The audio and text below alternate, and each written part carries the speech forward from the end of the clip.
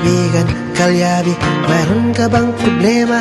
Sasakyan ng kotse, may problema sa makina. Tayo na kay makinistang pobre, susolusyonan, diagnostic ang kailangan. Makinistang pobre, isang magaling na mekaniko. Makinistang pobre, mayaman ang puso sa pagtulong. Pobre, mag-subscribe na kayo. Mag-subscribe kay Makinistang Pobre.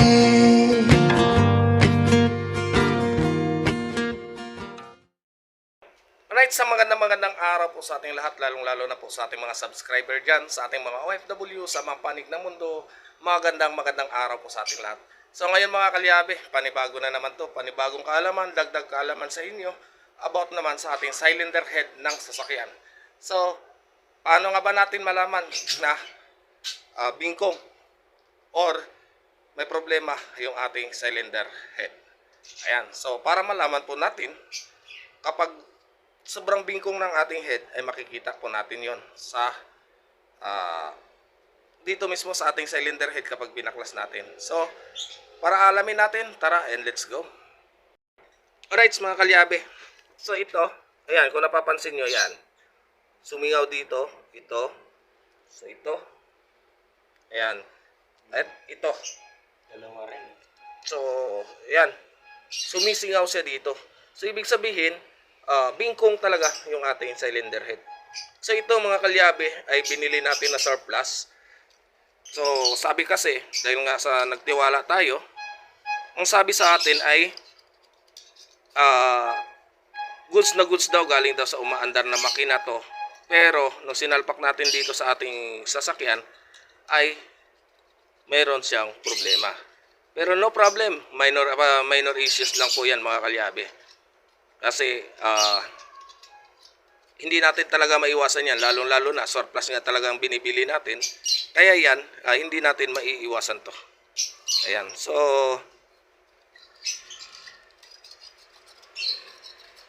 ito, ayusin natin to. Imamanual ko na lang to kasi personal use ko lang naman to. Dito lang to. Imamanual resurface ko na lang to. Gagamit lang tayo ng mahiwagang liha. Ito mga kalyabe, hindi to talaga totally advisable na gagawin. Pero kung talagang kinakailangan, at saka kung sa malayo kayong mga lugar, malayo kayo sa mga machine shop, pwede natin gawin to kapag ganito yung klase ng ating cylinder head, alum. Pero kung bakal ay wag, so mahirap yon. Pero pag aluminum na ganito, madali lang. So gagamit lang tayo dito ng mga liha.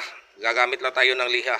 So manual resurface to ang tinatawag. So papakita ko din sa inyo kung paano natin ito i-resurface ng manual. Mano-mano. Ayan, so papakita natin ito sa inyo maya-maya. Nililinis lang muna namin yung head para maging maayos. Ayan, so ayusin natin to. Ayan, at dito, ilalagay ko rin pala dito dahil tumawag na pala si Kuya Noli, nagbigay lang sa atin ng update. So nangumusta lang sa atin, kinumusta niya at nagbigay ng update about dun sa kay Vicky. So magandang takbo ng kanyang sasakyan. So dito ilagay ko na lang din yung ating video, no, kasi binidyo na rin natin. At nagbigay na rin siya ng paintulot na i-video ko ang aming pag-uusap. At sabi niya, sige, video mo na lang para at least magkaroon ng ideya yung ating mga viewers kung ano yung nangyari doon sa sasakyan ni Kuya Noli Vlog. Alright. Ayan, so update ko na lang ito mamaya pag simula na tayo ng resurface. Alright. Alright mga kalyabe, so ito at manual resurface tayo.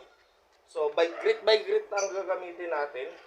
Una is number 120, medyo magaspang, hanggang sa magpapino tayo.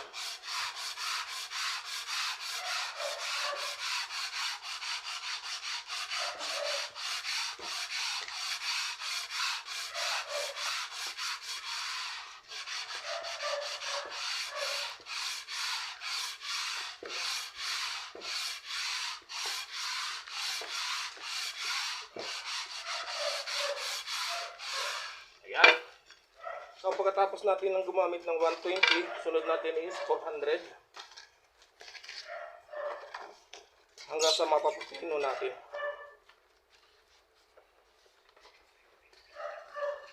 Ayan, note lang mga kalyabe, hindi advisable to sa mga ibang mga sasakyan ha. Ginagawa lang natin to para ipakita sa inyo na pwede pala natin gawin to just in case na wala tayong malalapitang mga machine shop. Ayan. Provided marunong po tayo mag resurface ng mano-mano.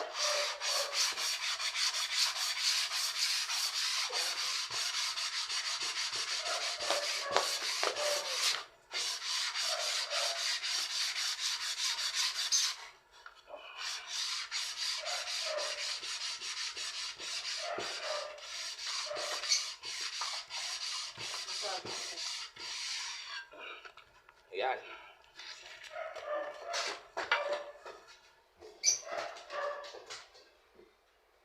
So nag 400 na tayo. Dalawang beses tayo gumamit ng 400 para pinong-pino.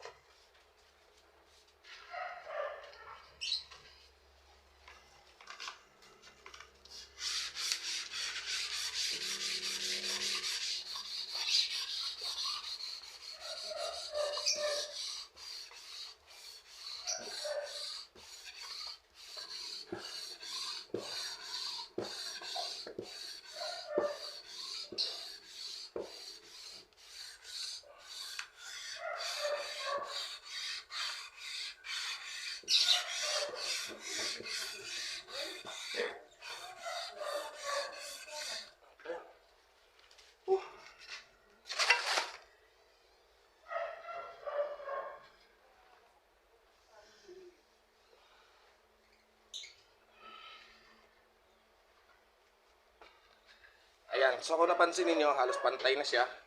So susundan pa natin siya ng pinakapino. So gagamit na tayo ng 1,000.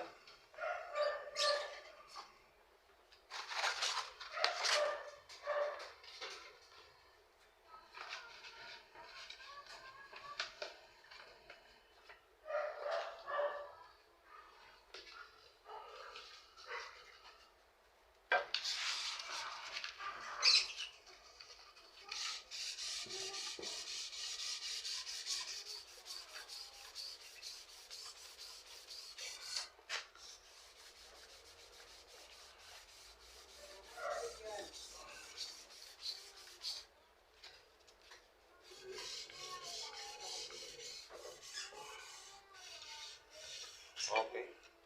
Pwede na yan. Ayan. So manipis lang naman yung bingkong niya kasi. Hindi siya gaanong makapal. Kaya oyos na yan. Ayan. Kung napansin nyo, kuminis na siya.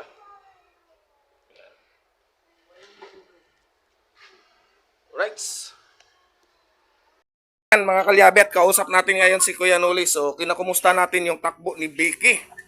Ayan. So Kuya Noli, kumusta ang takbo ni Vicky? Maganda yung takbo niya. Ano lang, 120 agad. Oh. Mga 120 lang pag ipapasarap. Tapos, maganda yung atap ng makina. At syempre, nakamonitor lagi ako sa mga part ng makina. Yan. So may nag-comment kasi doon, may check engine daw yung sasakyan mo. Check engine nga ba ang umiilaw o airbag? Wala, airbag yun, airbag. So yan. Saka may nag-comment din sa akin doon na wala daw siyang tiwala kay Becky. Bakit dapat daw bumili na ako ng bago? Actually, kung sa totoo lang talaga, dahil nga sa nawalan sila ng tiwala doon, totoo yun, mawawalan ka ng tiwala dahil nga sa laki talaga ng gagastusin kapag nasira ang sasakyan mo. Yan siguro ang punto nun. Pero sa performance talaga, napakaganda manakbo niyan. Kayang-kaya niya yan takbo, kahit 180 mo yan, kaya yan. Saka tumimit sa gasolina. Oh. Sobrang titipid yan kasi gawa nga ng pinalitan natin piston ring. Isang full tank lang ako sa Bulacan, nasa isang karga lang ako dito. Wala, dalawang karga lang. Oh? Oo. Ang laki ng tinipid. Ang laki ng tinipid. Dati nakaka Ah? Ayan mga kalyabe. So si Kuya Noli na mismo yung nagsabi na maganda ng performance ni Vicky at lalong tumipid sa gasolina. So imagine, laking bagay talaga na-refresh yung makina niya. Kasi yung makina ni Kuya Noli na yan, ang makina mo kasi niyan, idol, is parang bago na yan eh. Parang bago na. Grabe, ang bilis ng isang daan. Ang bilis. Ang bilis ng pick up niyan. Lalo na siguro kung ni-remap natin yan. Kung na-remap pa natin yan. Lalo na. Basta masaya magandang matakbo yung sulit. Sulit talaga. Sulit yung pagkakaano niya, pagka-ayos ng makina. Oo. Although nandun pa rin yung kaba, dahil siyempre long drive eh. Nandun yung kaba, pakiramdam ng makina, at lakas ng loob lang talaga, ulit sa pakiramdam ng makina. Oo. Tsaka hindi naman 'yun hindi naman 'yun overheat mag-overheat kasi gawa nga ng ang ganda ng lapat niyan, ang ganda ng lapat. Nakita mo naman hindi nagbawas ng tubig, no? Walang kabawas-bawas. Ayun. Kasi Ang nagbawas yung driver. Driver na nagbawas. ayan, ginagawa ko ngayon yung yung project yung modelo kong sasakyan, yung 2024 na model na sasakyan, ginagawa kong makina. Ayos siya. Kasi wala pa to. Limited edition pa lang to. Ako pa lang meron dito sa Pilipinas. Ayos yan. Tulak, si Tubig. Wala magkakaroon yan. Ayan, diba? Update kita ako nung sitwasyon ng makina. Oo. Basta lagi mong check tubig, langis. Dapat nga change oil mo na yan eh. Sinsensoy ko na nga kasi tawag ko na naman layo eh. Oo, nandyan may oil filter ka naman diyan, may langis na. Yan na lang, diretso na drain. Wag mo paggagamitan ng compressor ha, ng hangin na magaling sa compressor kung wala silang ginagamit na filter ha. Kasi may halong tubig 'yon. Oh, drain lang. Drain lang siya ng matagal. Kung may nitro sila, mas maganda magpagamit ka ng nitro sa pagbuga ng doon sa inyong makina. Pero wag lang galing sa compressor kasi kung napapansin mo kung dito sa akin, 'di ba? Pag nag-change oil ako, nagbubuga ako ng compressor pero ginagamitan ko pa rin ng basahan yung dulo ng hose. Yan, pwede 'yon kung gagamitan nila ng basahan ng dulo ng hose para maging filter ng tubig, para hindi sumamang tubig doon sa loob ng makina. Normal na siguro. Tsaka sakali. Oo. Ayos na 'yan. Napakaganda na ng takbo niyan kahit birit-biritin mo na 'yan.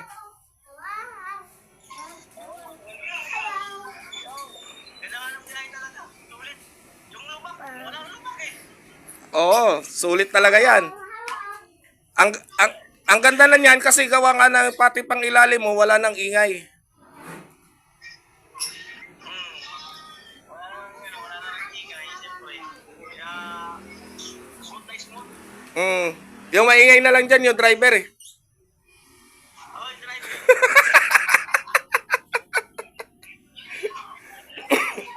Yung driver nga maingay. Ayan. Ayan si Kuya Noli. Alright. So update mo na lang ako kapag may mga maramdaman ka na hindi ka nais-nais. Tawag ka lang sa akin. Dagdagan mo na lang yung vlog mo. Gawin mo mga 15 to 15 minutes. Wala ko na dyan. Paano yung dagdag mo? Sige. Sige. Okay. Bye-bye. Salamat. Bye. Bye, makinistang pobre. Para sa ito, bye. Kaibigan, kalyabi, meron ka bang problema? Sasakyan mong kotse, may problema sa makina. Tayo na kay makinistang pobre. Susolusyonan, diagnostic ang kailangan. Makinistang pobre. Isang magaling na mekaniko, makinistang pobre. Mayaman ang puso sa pagtulong. Pobre, makinistang pobre. Mag-subscribe na kayo. God bless, bye. Ingat.